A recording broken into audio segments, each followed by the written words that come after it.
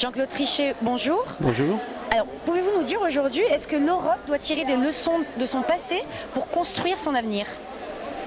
Je crois que l'Europe est une entreprise historique qui a commencé après la Deuxième Guerre mondiale.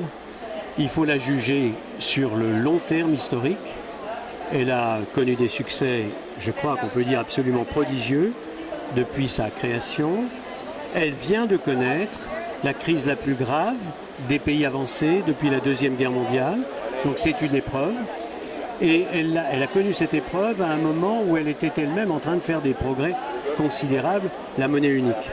Donc toutes les leçons doivent être tirées de la longue période historique, 2/3 de siècle, depuis le lancement de l'Europe, mais aussi de la zone euro et de l'euro, qui ont été créés il y a 14 ans, et puis de la crise que nous avons. Et donc c'est l'accumulation finalement de ces 3 leçons qui doit faire le programme de l'Europe aujourd'hui pour demain, ce qui suppose à mon avis un formidable renforcement de la gouvernance économique et budgétaire et un formidable renforcement de la légitimité démocratique des institutions européennes aujourd'hui.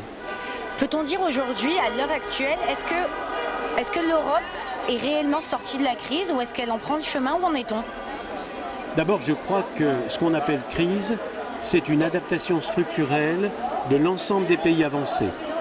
Et ça concerne l'Europe, comme ça concerne les États-Unis, comme ça concerne le Japon et l'Angleterre, pour ne citer que les grands pays avancés. Deuxièmement, l'Europe a fait beaucoup dans la crise, dans des conditions extrêmement difficiles, parce qu'il fallait inventer. Et en Europe, il faut inventer à 17 ou inventer à 27 et pas inventer dans un seul système démocratique unifié, comme c'est le cas aux États-Unis. Et donc je dirais, elle a fait beaucoup, il lui reste énormément à faire. Et ce n'est certainement pas le temps de la complaisance, le moment de s'arrêter en route. Alors nous avons parlé de renforcement de certains secteurs. Sur quel autre vecteur de rebond l'Europe peut-elle ou doit-elle s'appuyer aujourd'hui? L'Europe a tous les problèmes des grands pays avancés, qui encore une fois sont très sérieux, parce que quand vous regardez la croissance par tête au cours des 14 dernières années, vous ne voyez pas de différence substantielle entre les États-Unis, le Japon et l'Europe.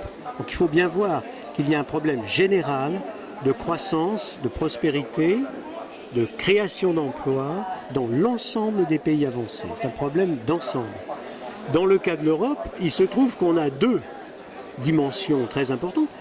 Toute la dimension qu'ont les autres grands pays avancés, et c'est déjà très difficile, et en plus il faut améliorer la gouvernance de l'Union européenne, la gouvernance de la zone euro.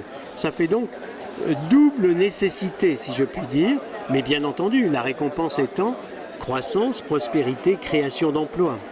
Pour atteindre justement ces 3 paradigmes, quelle est la priorité, le chemin en priorité à prendre pour atteindre ces 3 paradigmes-là? Il y a certainement un premier problème d'ensemble qui est celui de la réforme structurelle, qui encore une fois n'est pas un problème simplement européen, qui est un problème de l'ensemble des pays avancés.